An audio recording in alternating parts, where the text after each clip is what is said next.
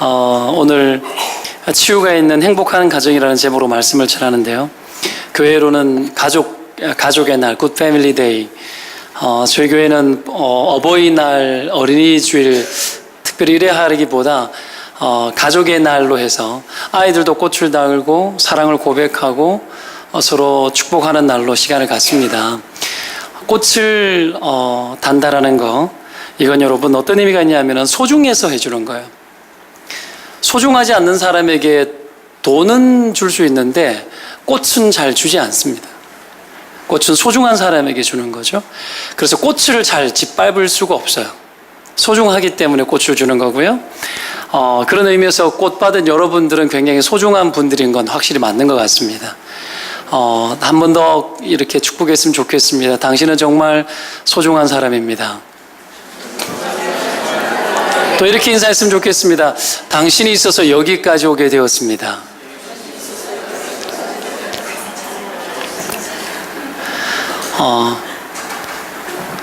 네. 꽃을 잘 선물하시기 바랍니다.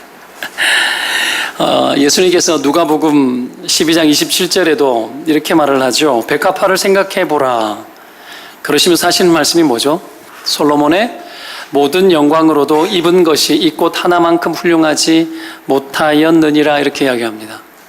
예수님께서 사람들이 이 땅의 풍요로움과 부요로움과 재물과 그런 것들이 부여하지 못해서 오는 근심, 염려들이 너무 많다라고 말씀하시면서 비유를 던지면서 이 아궁이에 던져지는 들풀도 하나님께서 이렇게 입히시고 먹이시는데 하물며 너희일까 보냐라고 이야기합니다. 무슨 말이죠? 인간은 얼마나 소중하냐라는 거예요. 솔로몬이 다 가진 것보다 꽃 한 송이가 입은 것이 더 예쁘고 좋다라는 거죠. 근데 너희들은 어떠냐라는 거예요. 너희들이 이거보다 더 소중하지 않냐라는 거죠. 여러분, 행복은 어디에서 오겠습니까? 행복은 소중히 여길 때 오는 거예요. 서로가 서로를 소중히 여기고 살아갈 때 행복해집니다. 여러분은 여러분의 가족이 소중하시죠? 소중 안 하시죠? 소중하시죠? 소중한데 소중하다라고 말을 잘 안 하죠. 소중하다는 말을 사랑합니다라고 주로 표현을 하죠. 그죠? 그 말이 잘 되지 않습니다. 소중한 줄 알고 있어요. 근데 잘 안 하죠. 좀 표현하는 게 좋습니다. 소중하다라고 말해야 소중하다라는 걸 느끼는 것이 인간입니다. 그래서 사랑은 늘 표현하는 것이고 소중한 것도 늘 우리가 표현하고 말할 수 있어야 그 소중함이 나의 소중함으로 자리 잡히는 거죠. 자, 이것이 하나님이 우리에게 반영한 가치예요. 하나님이 우리를 그렇게 소중하게 여기는 거죠. 이게 되어질 때에 치유가 일어납니다. 하나님이 사람을 향해서 반영하신 그 가치가 실제로 우리 가운데 적용되어질 때에 그 소중하다라는 것이 소통되어질 때에 그때부터 치유가 일어나는 거죠. 그런데 이게 반영되지 않고 살아가는 세상은 정말 상처도 많고 문제도 많습니다. 사람을 있는 대로 받지 않고 어떡합니까? 등급을 막 매기죠. 쇠고기도 아닌데 등급을 막 매겨가면서 그 인생에 대해서 논하는 거예요. 이 부분 자체가 이 땅 가운데서 우리가 소중히 여김을 받기 힘든 세상을 안고 살아간다는 얘기입니다. 그래서 행복보다 고통이 많고 상처가 많은 것도 사실이죠. 가족끼리도 있는 대로 사랑해 주지를 잘 않습니다. 가족끼리도 때로는 차별이 있고 더 사랑하는 자녀가 있고 여러 가지 이 사랑의 논란이 많은 거죠. 우리가 잘 알고 있는 이삭과 리브가 쌍둥이를 낳지 않습니까? 에서와 야곱을 낳았습니다. 근데 성경을 보면 나 이 부분 보다가 정말 인간은 이것밖에 안 되구나 생각했어요. 이 이삭이 야곱을 에서를 사랑하는데 성경이 정확하게 어떻게 표현되어졌냐면 이렇게 표현합니다. 이삭은 에서가 사냥한 고기를 좋아해서 그를 사랑했다고 정확하게 그렇게 표현합니다. 에서가 사냥한 고기, 부모에게 만족되어지죠. 자기가 고기를 좋아했어요. 근데 그 사냥한 고기를 좋아해서 아들을 사랑했대요. 너무 천박하지 않습니까? 근데 이게 인간입니다. 와, 이게 인간이 이것밖에 안 되는구나. 부모도 자식이 나에게 더 만족되면은 그냥 그 자식이 더 좋구나. 이것밖에 안 되는구나. 그러니 어떡합니까? 야곱은 부엌일 좋아하고 하니까 리브가가 그를 사랑하고 서로 끼고 도는 거죠. 같은 태 안에서, 뱃속에서 태어났는데도 사랑하는 게 달라요. 그리고 어떡합니까? 서로 차별하고 어떻게 더 편애하죠. 이런 일들이 일어나는 겁니다. 그러다 보니까 여러분 어떤 일이 벌어져요? 자식을 놓고 조종하죠. 그래서 자식들이 원수됩니다. 원수되어서 에서가 나중에 야곱 죽이려고 하죠. 형의 장자의 명분을 야곱이 팥죽 한 그릇에 그냥 사고, 그러니까 이런 일들이 일어나고 피난 신세라 도망자 신세가 되어지고 세월이 흘러서 이제 나중에 만나긴 하지만 이게 얼마나 비극입니까? 사랑을 잘못하면 비극이 일어나요. 서로를 소중히 여기는 이 마음이 우리 안에 정직해야 되는데 이 부분들이 삐뚤어지면 병들기 시작하고 상처가 일어나는 겁니다. 가족이어도 얼마든지 상처를 줍니다. 여러분, 그러면 서로를 소중하게 여기기 위해서 해야 될 게 뭘까요? 이건 여러분 죽는 요소가 필요합니다.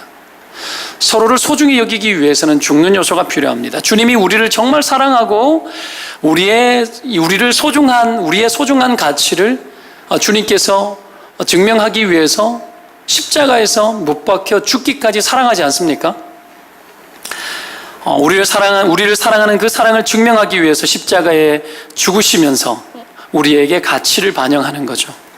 그래서 여러분, 좋은 물건 살 때 돈을 투자해서 100만 원이면 100만 원, 1억이면 1억 투자하지만 사람을 위해서는 하나님이 자기 아들 예수 그리스도, 자기의 전부를 희생하지 않습니까? 그래서 예수님 짤이다, 우리가. 100만 원짜리도 아니고 1억 원짜리도 아니고 예수님 짤이라고 하는 표현, 굳이 이렇게까지 써가면서 표현을 하는 겁니다. 어마어마한 가치 부여가 저와 여러분 가운데 되어 있다는 걸 믿으시기를 축원드립니다. 이 눈으로 사람을 보자라는 거예요. 주님이 그렇게 가치 있게 여긴 대상이라는 것, 그런 인간이라는 것을 여기고 그렇게 여기면서 사람을 보기 시작해야 그 소중함이라는 것이 살아나기 시작하는 겁니다. 여러분, 인간을 창조할 때도 이것을 반영하셨죠? 하나님이 하와를 만들 때 아담을 깊이 잠재우죠? 거의 여러분, 이거 수면 마취 상태 아닙니까? 수면 마취를 넘어서 전신 마취 이런 거 아니겠어요? 거의 죽어라는 거죠. 거의 거반 죽은 상태에서 여러분 갈비뼈 하나를 취해서 여자를 만들죠. 왜 그렇죠? 왜 이렇게 하는 거죠? 인간의 가치를 보여주기 위해서요. 희생적 가치를 통해서, 죽음의 요소, 죽는 요소를 통해서 사람의 가치를 반영하는 거예요. 상대를 여러분 보세요. 그렇게 아담이 자기 희생을 통해서 하와가 나왔을 때에 너는 살 중에 살이다 뼈 중에 뼈라고 이야기를 합니다. 너는 정말 소중해, 이 말이에요. 너는 나와 같아. 살 중에 살이요 뼈 중에 뼈다. 너는 나다라는 거예요. 그만큼 소중해라는 거예요. 부부지간은 그런 여러분 관계입니다. 정말 소중한 관계예요. 그래서 여러분, 아담과 하와가 벌거벗었으나 부끄러워하지 않다고 이야기를 한 거죠. 왜 그렇죠? 내가 그를 위해서 죽음의 요소를 가졌어요. 내가 그를 위해서 희생했어요. 내가 희생해서 나온 그에게 수치를 줄 수 없다라는 거예요. 그를 부끄럽게 만들 수 없다라는 거죠. 여러분, 부부는 벌거벗어도 부끄럽게 여기지 않는 거예요. 부부는 서로를 부끄러워하지 않고 수치를 주지 않는 게 부부예요. 왜 그렇죠? 죽음의 요소가 있기 때문에 그래요. 애초부터 인간을 만들 때도 그렇게 한 겁니다. 때문에 여러분, 우리가 상대를 위해서 죽으면 상대를 부끄럽게 만들지 않아요. 상대를 위해서 죽으면 상대를 부끄럽게 여기지 않아요. 내가 아내를 위해서 죽으면 아내를 부끄럽게 만들지 않아요. 아내가 남편을 위해서 죽으면 남편을 부끄럽게 만들지 않아요. 왜요? 나기 때문에 그래요. 내가 희생했기 때문에 그렇죠. 그런데 상대를 위해서 죽지 않으면 어떡합니까? 상대를 위해서 죽지 않으면, 내가 죽지 않으면 상대를 죽여요. 그래서 수치를 주고 상대를 부끄럽게 만들죠. 허물이 보이면 어떡합니까? 들추어내죠. 그래서 너 때문이야 라고 이야기하고 판단하고 어떡합니까? 거기서 내가 결론을 내려버리는 거죠. 거기에서 더 이상 변화가 나타나지 않는 겁니다. 그러나 죽음의 요소가 있으면 상처를 덮어주고 부끄럽게 만들지 않기 때문에 치유가 일어납니다. 죽음의 요소. 여러분, 이 죽음의 요소를 통해서 가정이 회복되어지시기를 주의 이름으로 축원드립니다. 그래서 성경적인 행복은 여러분 해피니스가 아닙니다. 해프닝에서 나온 단어입니다. 어느 날 갑자기 우발적으로 내게 일어난 어떤 행복, 이런 것이 아니에요. 인생 대박이 어느 날 터져서, 이런 것이 아닙니다. 성경적인 여러분 행복이 뭡니까? 성경적인 행복은 여러분 축복의 개념이에요. blessing입니다. blessing. 이 blessing, bleeding, 피 흘리다라는 것에서 나온 거예요. blood에서 나왔어요. 피. 여러분 축복, 이 blessing이 피에서 나온 단어예요. 어디에서 나왔을까요? 그리스도의 피에서 나온 단어예요. 이 축복에서, 이 블레싱에서 여러분 이 희생적 요소가 있는 겁니다. 이 축복에는 죽음의 요소가 있는 겁니다. 온 인류를 축복하기 위해서 그리스도께서 십자가에 죽기까지 복종하시고, 죽기까지 여러분 자기를 완전히 자기 저주 가운데 빠지지 않습니까? 우리 같은 죄인들을 돌보시기 위해서. 이것이 여러분 블레싱입니다. 이것을 보는 자마다 회복이 일어납니다. 하나님 우리 갈지 않아요. 하나님 우리의 허물에 대해서 물론 죄에 대해서 분노하시는 분이시죠. 그러나 그리스도께서 지불하신 십자가의 사랑과 예수 그리스도의 그 이름 때문에 그 모든 진노를 그 아들 예수 그리스도가 다 당하셨기 때문에 그 어떤 하나님의 진노를 우리에게 남겨놓지 않으셨어요. 때문에 여러분 그리스도의 십자가가 호소합니다. 예수 그리스도가 하나님 보좌 우편에서 호소하죠. 무엇을 호소합니까? 내가 저들을 위해서 죽었다고 호소하는 거예요. 그것 때문에 여러분 하나님 우리에게 갈지 않아요. 여러분의 허물과 여러분의 인생의 죄에 대해서 그걸 막 갈박하면서 나는 더 이상 너를 볼 수가 없어, 나는 더 이상 너를 가만두지 않겠어, 이런 분이 아니라는 거예요. 이 십자가의 사랑을 여러분 믿으시기를 축원드립니다. 때문에 여러분 그 십자가를 바라보는 자마다 회복이 일어나고 치유가 일어나는 거예요. 여러분 이 희생적 사랑이 우리에게 반영되어 있습니다. 이것을 받아들이는 것이 믿음이고, 그것을 받아들이는 자들마다 여러분 서로를 향한 여러분 하나님의 가치로 서로를 바라보고 그때부터 힐링이 일어나는 거죠. 가정 속에도 이 죽음의 요소가 들어와야 되죠. 그리스도께서 우리 위해서 죽으신 것처럼 여러분 죽음의 요소가 들어오기 시작하면 살아납니다. 이게 되면 여러분 솔로몬 필요 없어요. 이게 되면 솔로몬의 부귀 영화가 필요가 없습니다. 그것 때문에 여러분 매이지 않아요. 이 땅에 우리를 계속 매게 하는 것들이 있거든요. 여러분 여기에 매이지 않습니다. 그래서 이런 노래가 있지 않습니까? 오직 주의 사랑에 매여, 이런 찬양 있지 않습니까? 여러분 오직 주의 사랑에 매여서, 거기에 매여서 살아가는 겁니다. 그 은혜 있기를 축원드립니다. 여러분 이거 붙들어야 돼요. 이 예수 사랑 붙들고 사는 겁니다. 자, 이 예수 사랑 안에서 하나님 주신 그 회복과 치유의 능력이 여러분 우리 안에 부어지고 이것이 가족 공동체 안에 흘러가는 거예요. 이 죽음의 요소가 흘러가게 되어지는 겁니다. 며칠 전에 서서평이라는 영화를 밤에, 이게요 여러분 잘 안 돼요. 온누리 교회에서 후원하고 제작하고 해서 만든 영화인데 서서평이라는 영화를 보러 갔었어요. 이 개봉도 이렇게 많이 해주지 않아요. 많이 보러 가면 여러분 편수도 좀 늘려주고 이렇게 하거든요. 그래서 수원까지 가가지고 영화를 봤습니다. 서서평 1900년도 초기에 우리나라에 들어와서 활동했던, 미국에서 파송한 그 간호사 출신의 처녀 선교사였습니다. 부장하게 생겨가지고 망망대해를 건너가지고 대한민국이, 조선이라는 나라가 얼마나 가난하고 병이 많고, 이 안타까운 소식을 듣고 불타올라서 어떻게 해요? 이 한국 땅에 옵니다. 광주와 제주 등지에서 활동을 많이 하고 정말 좋은 일들을 많이 했던 인물이어서 우리나라 동아일보 이런 신문에도 그가 죽었을 때 다 이렇게 기자가 그 기사를 띄웠는데, 이 서서평 선교사 천천히 평온하게 이런 이름의 뜻이에요. 우리나라 이름으로 서서평이라고 붙인 거죠. 그가 죽었을 때 그의 머리맡에 여러분 강냉이 몇 줌이 있었습니다. 그리고 동전 몇 잎, 그것이 다였습니다. 죽을 때 자기 몸을 해부용으로 기증을 하고, 그 당시에 풍토병 많고 전염병 많을 때 전염병과 영양실조로 죽었습니다. 본부에서 월급이라는 것, 후원금이라는 것이 오면은 반을 잘라서 교회에 헌금을 하고, 남은 반에서 반을 잘라서 가난하고 어려운 이웃을 섬겼습니다. 그 남아있는 반도 자기를 위해서 쓰지 않았어요. 그래서 영양실조로 죽는 거예요. 그렇게 죽었을 때 처음으로 광주에서 사회장으로 장례를 치러줬어요. 수많은 사람들이 그를 쫓아오면서 엄마라고 부릅니다. 엄마라고. 어머니, 어머니라고 외칩니다. 외국 사람. 그가 여러분, 아버지가 누군지 모릅니다. 그 엄마가 하녀, 남의 집에 그냥 그 하녀처럼 일을 하다가 어떻게 아이를 낳았는데 아버지가 누군지 모르고 그 엄마에게서 3번의 버림을 받습니다. 캐톨릭에서 기독교를 개종한다고, 선교사로 간다고, 선교사를 갔다가 또 엄마를 찾아갔는데 또 버림을 받고.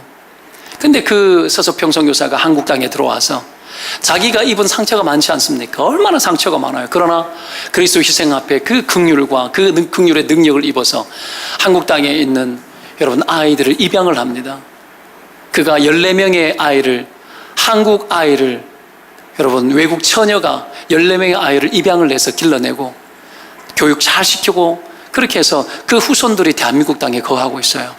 유명한 홍정길 목사님도 그에게서, 홍정길 목사님의 외조모도 그에게서 성경을 배웠습니다. 여러분 이 땅을 사랑해서 온 거죠. 여러분 치유, 죽는 요소가 없으면 절대로 변화가 일어나지 않아요. 치유가 일어나지 않아요. 죽는 요소가 없으면. 여러분 그러면 이런 치유가 있는 행복한 가정을 만들기 위해서 우리가 배워야 될 게 뭐겠는가? 먼저는 부부 관계에 대해서 좀 보았으면 좋겠는데 18절 19절을 한번 읽어보도록 하겠습니다. 18절 19절 같이 한번 읽겠습니다. 시작.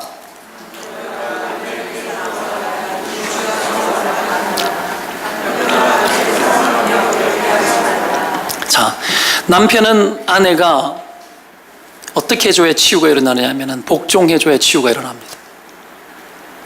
이 무거운 소리, 뭔 복이, 요즘 시대에 무슨 복종이냐. 여러분, 이게 죽는 요소입니다. 이 복종은 노예가 하는 복종의 단어가 아닙니다. 여필 종부하라는 얘기가 아닙니다.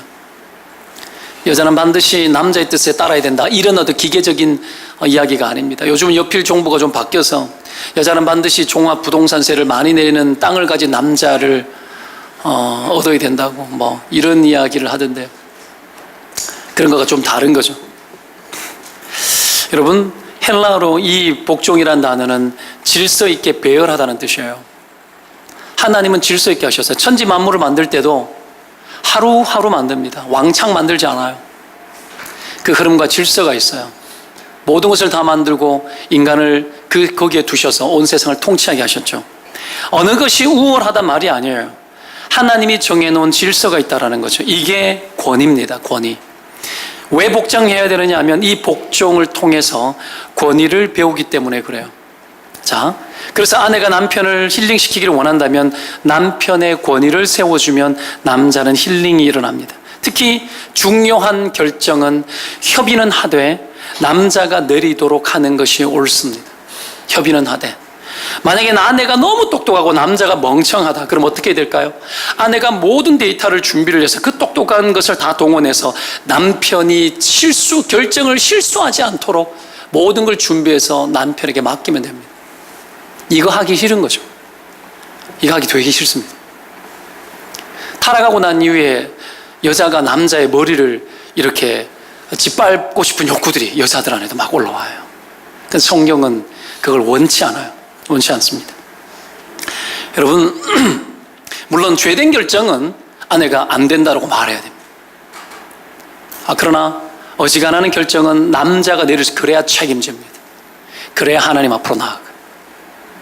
회피하는 남자들이 많아요. 회피하면 안 돼. 회피하면 안 돼. 남자의 결정을 여자에게 회피하는 사람도 많아요. 두려워서. 그러면 안 돼요. 이 두려운 결정은 두려운 겁니다. 때문에 이 결정을 위해서 남자는 하나님 앞으로 가야 되는 거예요. 이 권위가 남자에게 부어져 있는 겁니다. 이게 하나님의 질서고 권위입니다. 이렇게 할 때 아내가 그렇게 남자의 권위에 복종하고 순종할 때 놀라운 일들이 일어나는데 여러분 그게 뭔 줄 아십니까? 자녀들이 권위에 순종하는 법을 배웁니다. 저희 집은 밥을 먹을 때 내가 와서 앉기 전에 절대 밥 안 먹습니다. 내가 먹어라. 나는 좀 이건 좀 약간 좀 너무한 것 같아요. 근데 아내가 그렇게 잡아요. 아내가 잡아요. 아니다라고 이야기하고 꼭 기도하고 밥을 먹도록 그렇게 하는데 저는 너희들끼리 먼저 먹어. 내가 바쁠 때는 그렇게 이야기를 합니다. 그래서 먼저 먹고 해요. 하는데 그래도 아내가 그걸 노력해요. 퇴근하고 돌아오면 어떡합니까? 얘들아, 아빠 왔다! 소리를 외쳐요. 당연히 그래야 되는 거예요. 당연히 그래야 되는 거예요. 질서를 배워야 돼요. 아이들을 막 키우면 안 돼요. 질서를 배우게 하고 나와서 인사하고 그러고 방으로 들어가는 거예요. 방에서 나오기가 얼마나 힘든지 몰라요. 요즘은 방에 들어가면 나오질 않아요. 여러분, 막 청소년 막내까지 이제 사춘기 막. 그러나 어떡합니까? 그렇게 해주면 고맙죠. 그리고 아내가 남편 자랑을 해주고 남편을 크게 만들어주고 거짓말을 많이 해줘요. 거짓말을. 남편을 향해서 거짓말을 많이 해줘요. 좀 덜 훌륭한데도 많이 훌륭하다 그러고, 설교도 이것밖에 못하는데도 어떡합니까? 당신이 설교 제일 잘한다라고 막 거짓말 막 해주고. 그러면 어떻게? 남자는 치유가 돼요. 남자는 치유가 돼요. 봐요, 남자는 세상 속에서 힘으로 살아갑니다. 남자의 여러분 언어는 여러분 전쟁이라는 단어입니다. 여자의 언어는 희생이라는 단어고. 남자는 여러분 전쟁 치고 와요. 물론 맞벌이 하죠. 여자도 전쟁 치죠. 그러나 남자만 그냥 예를 들어서 이야기해 봅시다. 하루 종일 전쟁 쳐요. 남자는 힘으로 살기 때문에 거짓말도 많이 해요. 결혼하기 전에 아내 될 사람에게 뻥을 많이 쳐요. 우리 집에 금송아지 있다고, 나를 믿으라고. 다 있는 것처럼 이야기해. 들어가 보면 다 사기야. 거의 뻥이 많아요. 뻥 요소가 많아요. 그래야 어떡합니까? 그 힘으로 여자를 얻으려고 하는 거예요. 여자들은 또 인생을 거기에 걸죠. 무조건 이것이 기계적이지는 않습니다. 그러나 근본적으로 이런 것들이 많이 있어요. 남자들 안에 그런 것이 있습니다. 여하튼 남자들이 그런 전쟁을 치고, 남자들 세계 속에 들어가면 여러분 쉽지 않아요. 서로 막 자랑질하고 이러면 힘듭니다. 여러분, 자랑할 것이 있어야 되는데 자랑할 것이 없으면 힘들죠. 그런 상태로 여러분 들어와서 집에 왔는데 아내가 남편의 권위를 인정하지 않고 남자를 막 무시하거나 이러면 남자가 집에 들어가기 싫어져요. 남자가 여러분 실패하고 난 이후에 여러분 왜 노숙자가 되는지 이해하셔야 됩니다. 집에 들어가는 것보다 노숙자 되는 것이 낫다라고 생각합니다. 그게 남자의 이상한 자존심입니다. 그래서 보십시오. 여자들은 노숙자가 거의 없는데 대부분 남자입니다. 그들 집이 없을까요? 아니요. 집이 있는 사람 정말 많아요. 안 들어가요. 여러분, 여자는 이런 삶을 살아가는 남자에게 유일한 힐링이 되어지는 처소입니다.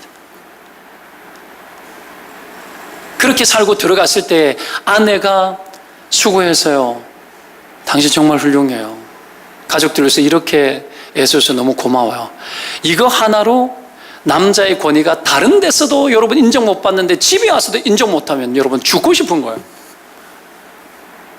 그래서 이유불문하고 여자들은 남자의 권위에 복종할 줄 알아야 돼요. 그것을 통해서 남자의 사기를 살리게 돼요. 평강공주가 바보 온다를 여러분 장수 만들듯이. 이것이 여러분 여자의 능력입니다. 여자는 대단한 역할을 합니다. 여자들이 이렇게 복종하라고 내가 여러분 깨부수는 것이 아니라 그렇게 대단한 존재들이라고. 하나님 그러라고 어떻게 해요? 이 남자 붙여놓은 거예요. 이 남자의 인생을 어떻게 해요? 이 여자의 힐링 능력으로 이 남자의 인생을 힘있게 하고 그렇게 이끌어 주라는 거죠. 그런 의미에서 여자들은 대단한 여자들입니다. 그런 의미에서 여자들에게 박수를 할까요? 박수 한번 했으면 좋겠어요.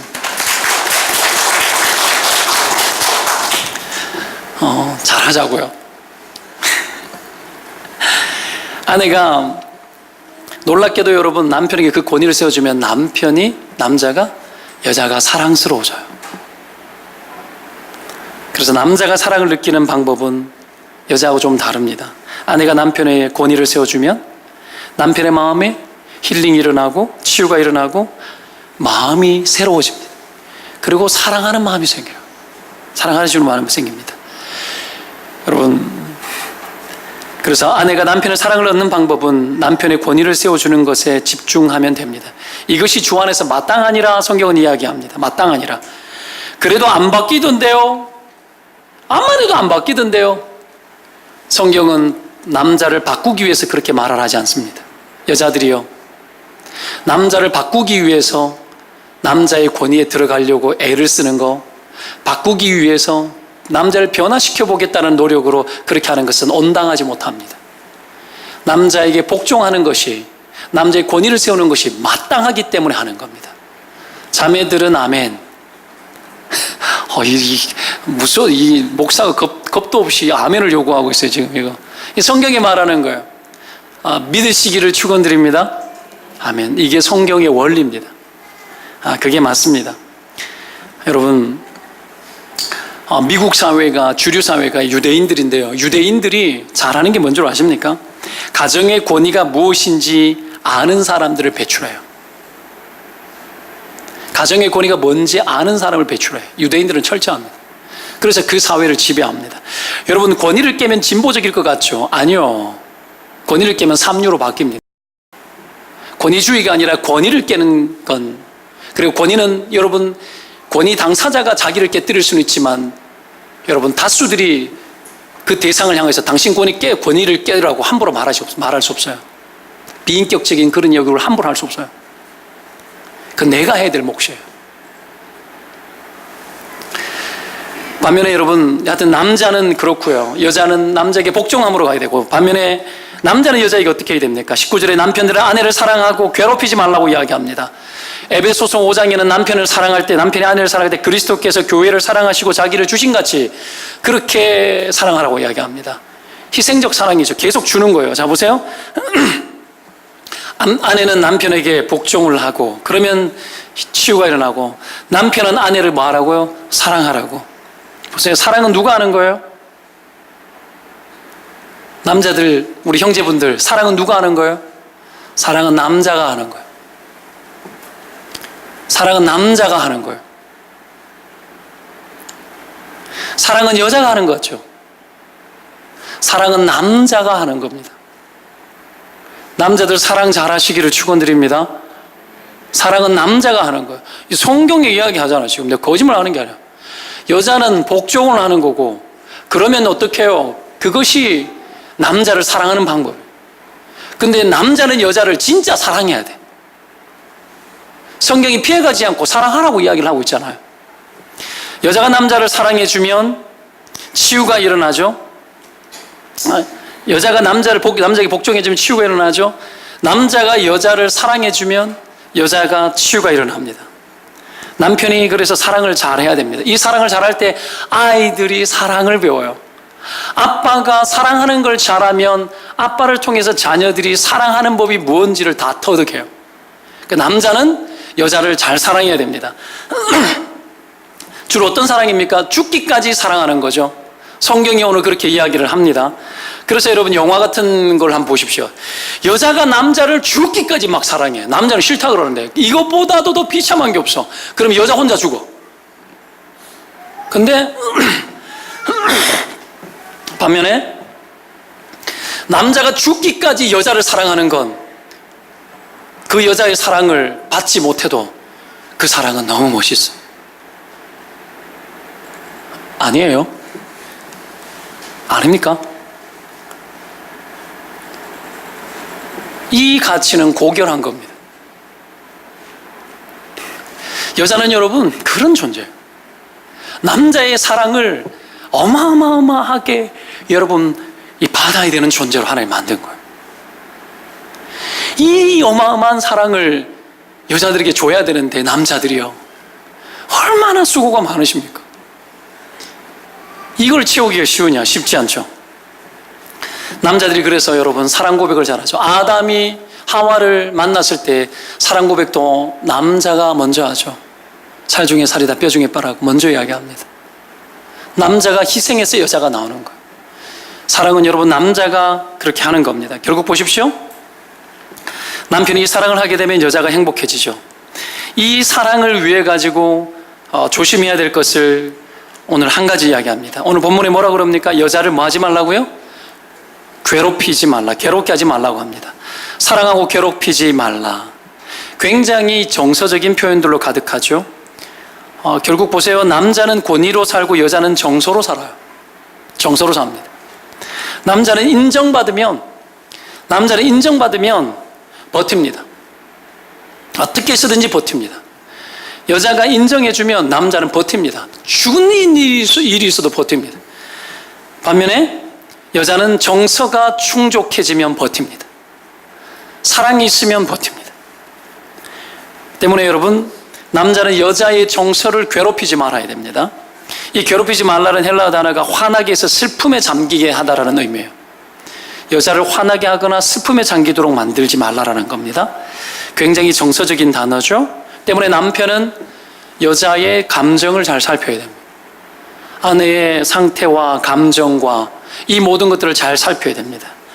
여러분, 남자가 그것을 잘 해야 되는 거죠. 이게 쉬운 일은 아닙니다. 아내는 남편의 힘을 인정해주면 남편은 그 힘으로 여자의 정서를 살핍니다. 그러면 되어지는 거죠. 그리고 남편도 아내의 연약함과 정서를 잘 안아주면 아내가 그 행복한 힘으로 남편을 다시 살려줍니다. 보십시오. 어떻게 남자가 여자들의 그 정서, 여러분, 여자들의 그 정서를 어떻게 이 남자들이 이 목석 같고 정말 둔하고 맨날 공감 못하고 계속 해결해 주려고 그러고 뭐 때문에 그러냐라고 이야기를 하고 도대체 왜 이러냐고 끊임없이 질문 던지는 이 남자들이 여자들의 그냥 힘들어, 어려워, 괴로워 이 모든 이 단어들을 정서적으로 공감하고 맞춰주고 뭐 어떻게 이렇게 한단 말이에요. 이 쉽지 않아요. 여자들이 남자의 권위를 인정해주면 그 권위의 힘, 그 힘으로 남는 힘으로 이때는 이렇게 해야 되는 거야 생각하고, 어떻게 여자가 이런 반응을 보일 때 내가 이렇게 이때는 이렇게 해야 되는 거야 하고 방정식처럼 어떻게 생각하고 준비하고 애를 써가지고 이렇게 말하는 거예요. 여자들이 이상하죠. 어떻게 저게 안 될까? 안 돼요. 여자들 알아야 돼요. 안 돼요. 남자들은 고민하고 연구하고 생각하고 진정을 모아서 반응해 줘야 되는 거예요. 근데 그게 공감되어지고 남자의 힘이 남아야 그게 가능한데, 아내가 남편을 무시하고 이러면 그 힘이 어디에서 나와요? 절대로 나오지 않습니다. 절대로 나오지 않아요. 남편이 그 힘으로 공감해주고 그렇게 하면 어떻게 해요? 여자가 막 힘이 나죠. 여자는 딴 거 없죠. 공감해주면 되죠. 감정을 똑같이 공감해주고 그게 안 되면 했던 말을 똑같이 표현해주면 되죠. 힘들어. 힘들구나. 이거 해주면 되는데 남자는 이게 힘들어요. 막 욕을 하면은 같이 욕을 해줘야 되는데 이게 힘든 거예요. 네가 더 잘못했어. 네가 잘못된 거야. 끊임없이 봐. 이거 성경이 그렇게 말하지 않아. 계속 이렇게 들이대면 여자가 막 숨이 막 터지는 거죠. 가슴이 막 터지는 거예요. 제가 말씀을 준비하면서 괴롭히지 말라 그래서 내가 아내한테 찾아갔어요. 아내한테 가가지고 여보, 언제 제일 괴로워? 제가 물었죠. 그러니까 하는 말이 남편이 괴롭히지 않으려면 어떻게 해야 돼? 그러니까 아내가 이렇게 이야기하더라고요. 무조건 내 편 들면 돼. 끝났어. 내 편 들면 돼. 무조건 내 공감할 때, 내 감정이 있을 때 그 감정 정서에 무조건 공감하라는 거예요. 무조건 그 감정을 공감해 주라는 거예요. 그렇구나 해주면 된다라는 거예요. 그러면 자동으로 알아서 정신 차리고 돌아와서 내가 뭐 잘못된지 다 안다라는 거야. 모르지 않아. 다 알고 있다라는 거지. 그러니까 공감만 하라는 거예요. 그럼 내가 알아서 돌아올 거라는 거예요. 이 어려운 걸 어떻게 한단 말입니까?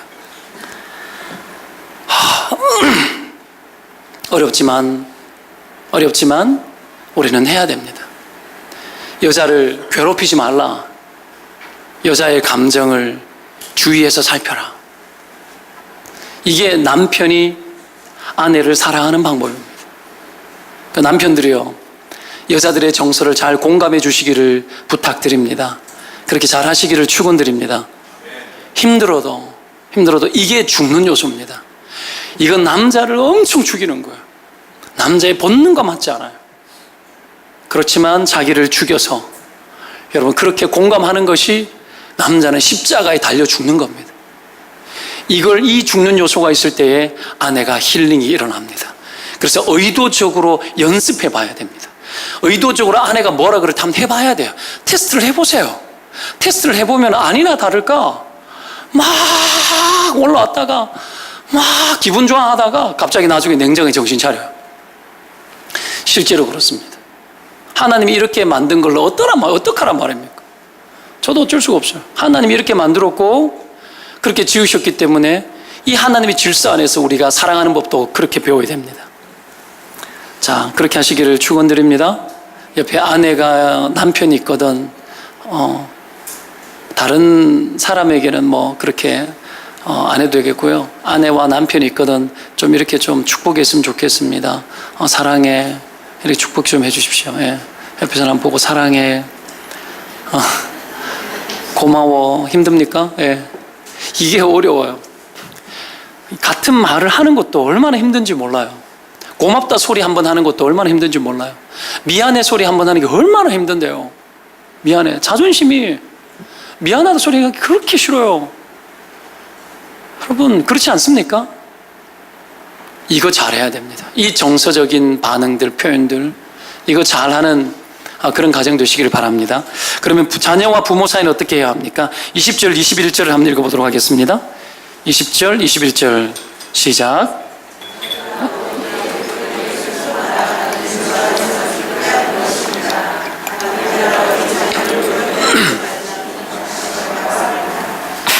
자녀들은 부모에게 순종하면 부모가 힐링이 일어납니다. 순종의 원래 뜻은 듣는다라는 의미에서 나왔어요. 듣는다. 이 단어가 주로 언제 많이 쓰였냐면 문지기가 밖에서 누가 두드릴 때에 누군지 하고 귀를 기울이다는 뜻이에요. 결국 뭐예요? 이 순종하다는 얘기는 지금 말하고 있는 분이 누군지를 기억하라는 거예요. 그가 아버지라는 거예요. 그리고 그가 무엇을 원하는지, 그가 무엇을 말하는지 귀 기울여 들어서 순종하라는 거죠. 들으라는 겁니다. 무슨 말을 하는지. 이런 순종을 하기 위해 가지고 전제되어져야 될 것이 뭐냐 하면 신뢰함이에요. 신뢰함.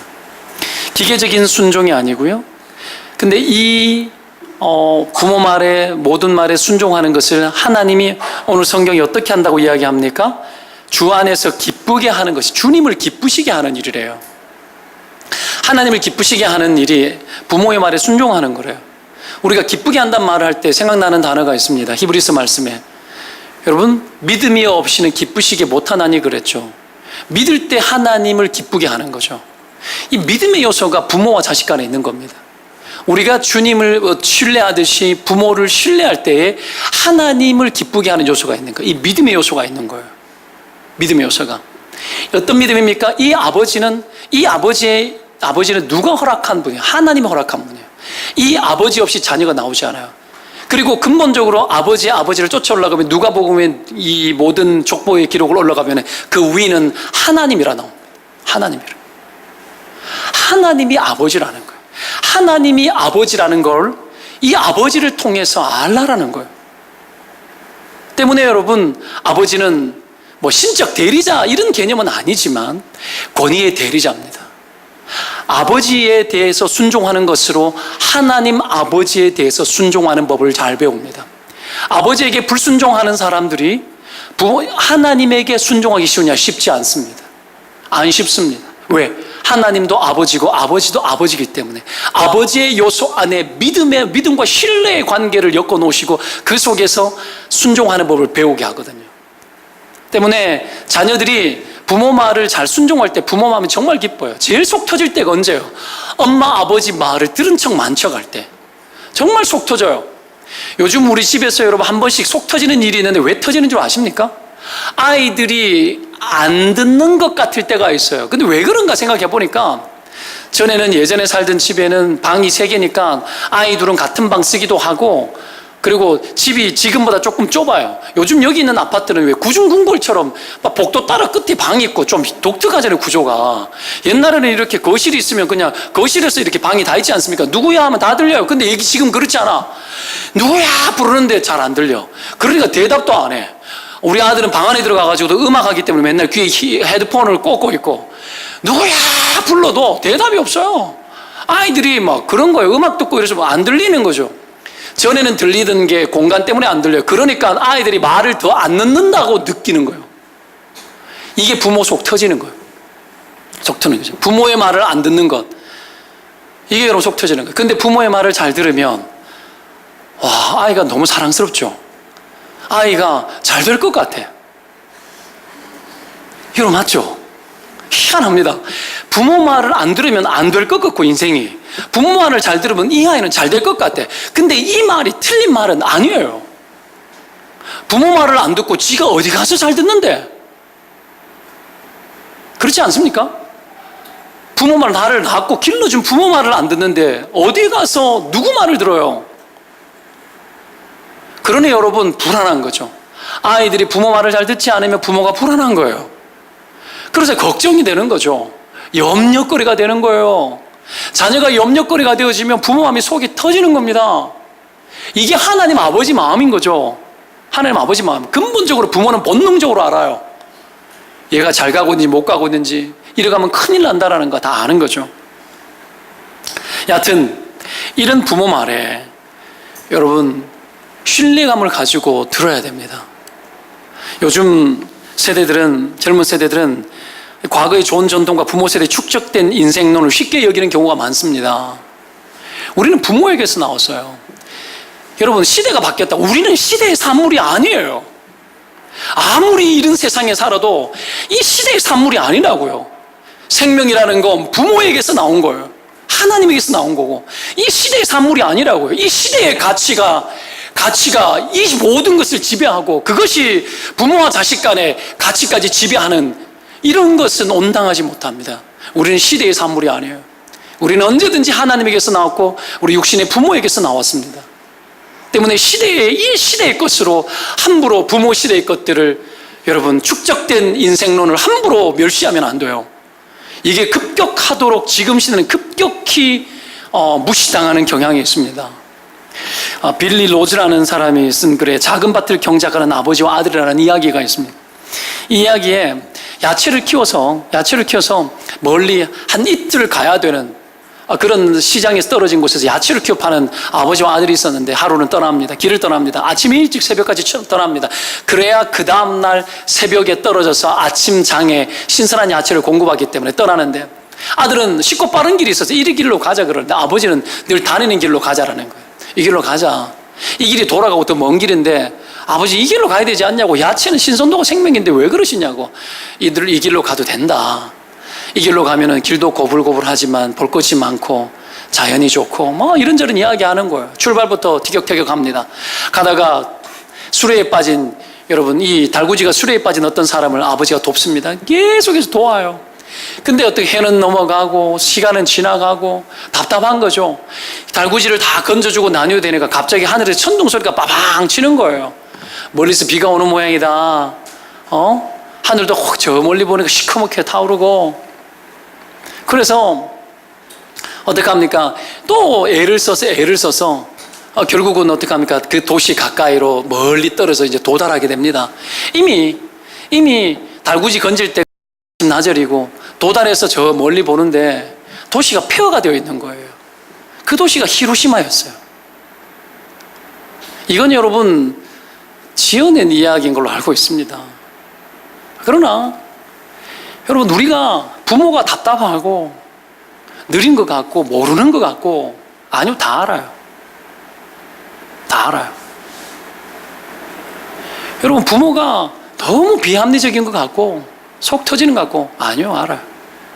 저희 어머니도 보면 뭐 복하면은 나이가 80대 중반이 넘었어요. 근데 여기 뭐 손부 며느리도 앉아있지만 뭐 보내요. 계속 보내요. 이 다 먹지도 못하는 어떤 데는 보내고, 남아있는데도 또 보내고 또 보내. 이게 어리석은 것처럼 보일지 몰라도 이게 마음인 거죠. 이 부모의 마음을 여러분 10분의 1이나 따라갈 수 있을 것 같습니까? 못 따라가죠. 부모는 그래서 위대합니다. 함부로 어른들의 세계를 함부로 말할 수 없어요. 인생을 알아요. 먼 미래를 와봤기 때문에 그 미래가 어떻게 될지에 대해서 보이는 거예요. 빠른 것보다 바른 것을 이야기를 하고, 여러분, 이 세상 속에서 막 아웅다웅 그러지만 좀 덜 가져도 괜찮고 너희들끼리 잘 살면 그게 행복이다, 이런 말들을 귀 기울여야 돼요. 여러분, 이런 부모의 말에 귀를 열고 들을 수 있어야 됩니다. 들을 수 있어야 됩니다. 여러분, 그런 은혜가 있기를 축원드립니다. 여러분, 그랬을 때에 네 생명이 네가 장수할 것이라고 이야기합니다. 잘못된 말씀입니까? 부모의 말에 효를 다하고 들을 때 장수할 거라고. 우리의 미래가 미래가 부모들의 생각과 부모들의 말에 의해서 우리의 미래가 여러분 더 열릴 거라는 거예요. 귀 기울여 드릴 필요가 있습니다. 마지막으로, 반면에 부모는 어떻게 해야 되는 게 옳으냐? 노엽게 하지 말라 그러죠. 노엽게. 부모가 자녀를 노엽게 하는 몇 가지 이유가 있는데요. 먼저는 여러분, 권위를 잘못 사용합니다. 무조건 내 말대로 아이 나이에 맞지 않는 성숙을 요구합니다. 자기는 그렇게 못 살았으면서 막 억압하고 요구를 막 해요. 초등학교 1학년짜리에게 여러분 청소년 이상의 것을 요구할 때가 있어요. 안 돼요. 그리고 여러분, 부모가 자기가 못한 것을 자기에게 강요하고 요구하는 거 하면 안 돼요. 아이들이 노여워합니다. 여러분, 막 어떻게 해요? 옛날에 그랬잖아요. 뭐 법대 가라, 의사 해라, 막 공부 막 시키고, 나는 공부해 줄 테니까 니는 공부만 해라. 이게 말이나 되는 소리예요. 나는 도와줄 테니까 니는 공부만 해라. 애가 무슨 공부만 하는 사람이에요? 의사 되라 막 이야기하고. 의사 되고 싶으면 엄마가 하세요. 지금 당장 당신이 하세요. 공부해서 수능 준비 한번 해보시라고. 말하기는 쉽지. 여러분, 이게 쉽지 않아요. 내가 못했다고 자식에게. 제가 아는 사람은 부모가 자기가 못 이룬 꿈을 자식에게 이루기 위해 가지고 막 수년을 재수를 해가지고 겨우 비슷한 거 했어요. 공무원. 나는 그걸 봤죠. 속 터집니다. 이게 힘든 거예요. 여러분, 이런 거. 그리고 부모를 소유물로, 자녀를 소유물로 여기는 거. 그 마음대로 해도 될 것처럼. 이런 일이 있을 때 자녀들이 노여워합니다. 노여워합니다. 그러면서 하는 이야기가 뭐예요? 노엽게 하지 말라. 뭐 때문에? 낙심하기 때문에. 노여울 수 있어요. 화가 날 수 있어요. 근데 어떨까요? 낙심한대요. 낙심. 부모가 자녀에게 하지 말아야 될 게 뭔 줄 압니까? 낙심을 주는 거예요. 낙심을 주는 거. 절망을 주는 겁니다. 왜 이렇게 하면 절망되어져요? 자기 인생이 없거든. 자기 인생이 없거든. 자아가 약해져요. 아이를 길러낼 때도 부모가 너무 많이 해주면 아이 자아가 약해져요. 또 아이를 혼내지 않고 초달을 하지 않으면 아이가 자아가 비대해져요. 과잉. 여러분, 아이에게 사랑을 충분히 못 주는 것보다 더 무서운 게 과잉이에요. 얼마나 위험한 건지 아십니까? 아이가 원하는 대로 다 해주는 거야. 다 해주면 여러분 거절을 경험하지 못하기 때문에 못 살아갑니다. 자아가 비대해져가지고 노후를 못 견뎌요. 거절을 못 견딥니다. 너무 빼앗아가도 자아가 약해지기 때문에 불안해요. 늘 불안해. 내가 뭔가를 선택할 수 없어. 선택해도 아버지가 잘못됐다 아니라 그러면 끝나니까. 그러게 되면 나중에 결혼도 못하는 일들이 생기는 이유 중에 하나 그런 것들이에요. 선택을 못 내리는 거야. 해도 반대하고.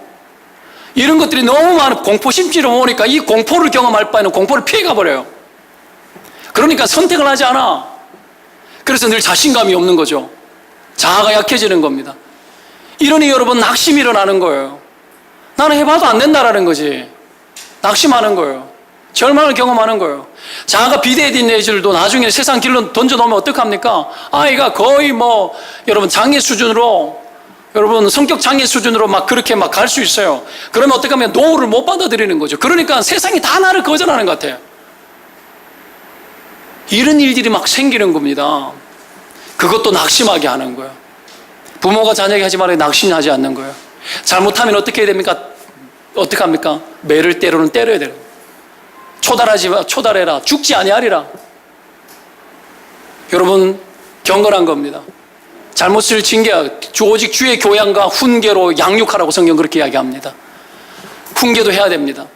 다윗이 여러분, 압살롬이 어떻게 합니까? 그 형님이었습니까? 죽이고 자기 여동생이 강간당한 것 때문에 여러분 형제지간에 여러분 살육을 하지 않습니까?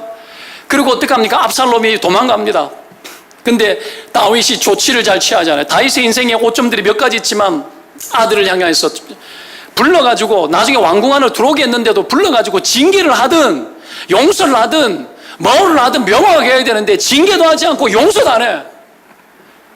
그런 나중에 반란을 일으키지 않습니까? 아버지를 대적질하지 않습니까? 여러분, 그런 겁니다. 부모가 명확해야 돼요. 혼낼 때 혼내고, 교훈할 때 교훈하고, 용서할 때 용서하고 명확해야 돼요. 이게 명확해야 거절감을 받아낼 수 있고 그리고 이 세상을 살아갈 때 자아가 살아나는 거. 잘못했는데 혼내지 않으면 자아가 무너집니다. 잘못했는데 혼내지 않으면 자아가 무너져요, 여러분. 혼을 내야 자아가 살아나요. 아, 내가 잘못했구나. 이건 아니구나. 정신을 차리는 거예요. 이 부모 역할이 크죠. 부모 역할이 큽니다. 우리가 훈계하는 것, 그리고 용납하는 것, 이것을 잘해야 아이가 낙심하지 않습니다. 계속 잘해줘도 낙심하고요. 계속 혼만 내도 낙심합니다. 여러분, 이 자리에 우리가 있다는 기억하십시오. 자, 보십시오. 하나님이 모든 거대하고 복된 인생, 하나님이 주신 이 세상을 책임질 위대한 하나님의 사람을 하나님께서 직접 길러내지 아니하시고 우리에게 가정의 아이들을 선물로 손님으로 보내줍니다. 손님으로 보내줍니다. 그리고 언젠가는 떠나보냅니다. 결혼을 통해 떠나보내는 거죠. 위대한 하나님의 사람으로 길러낼 수 있는 이 부양하는 권한을 하나님께서 우리에게 부여하셨습니다. 하나님이 직접 하지 아니하시고 놀라운 사명, 놀라운 일들을 우리에게 부탁한 거예요.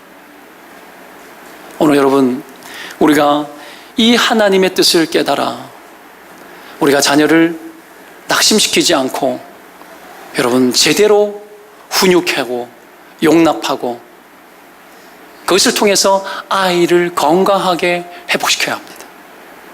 때로는 잘못했을 때 매를 때려야 치유가 일어납니다. 이걸 잘해야 돼요.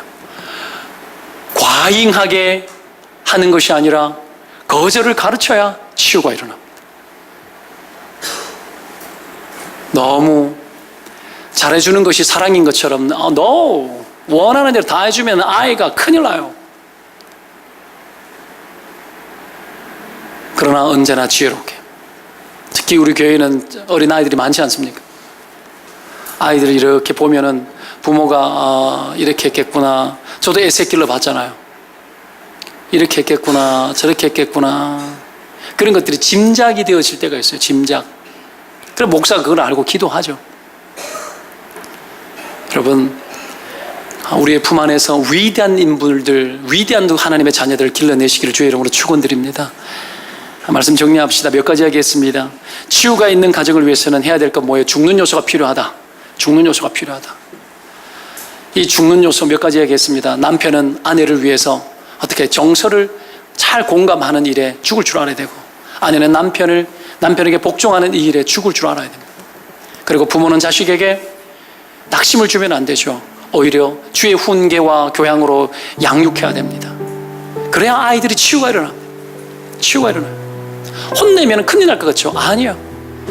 혼낼 거 혼내고, 칭찬할 거 칭찬하고, 용서할 거 용서하고, 그래야 자아가 살아요. 자녀는 부모의 말에 순종할 줄 알아야 됩니다. 그게 죽는 거예요. 죽는 거예요. 여러분, 이 일들이 우리의 가정을 살리고 아름답게 행복한 치유가 있는 가정으로 만들어낼 수 있도록 함께 수종드는 은혜가 있기를 축원드립니다. 기도합시다.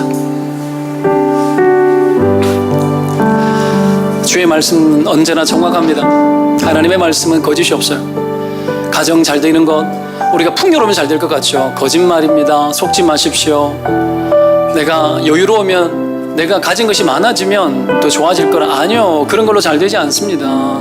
가정은 언제든지 하나님의 호주가 되셔서 하나님의 통치와 하나님의 정서가, 하나님의 사랑이 여러분 죽는 요소가 흘러 들어가야 됩니다. 오늘 여러분이 잘 못하는 것이 무엇입니까? 그것을 놓고 기도합시다. 하나님 되게 하여 주옵소서.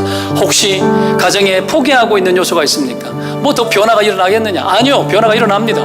여러분 믿으시기를 축원드립니다. 여러분 마음을 새롭게 함으로 변화를 받아. 성경은 변화될 수 있다고 이야기합니다. 얼마든지 변화되어질 수 있습니다. 그 변화를 하나님 우리 가운데 허락하여 주십시오. 그리고 내 삶의 가장 취약점을 주님 보수하여 주시고 고쳐주십시오.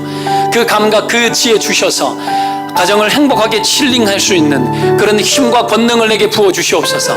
그렇게 치유할 수 있는 가족 공동체 만들게 도와주시옵소서. 함께 기도하십시다. 기도합니다.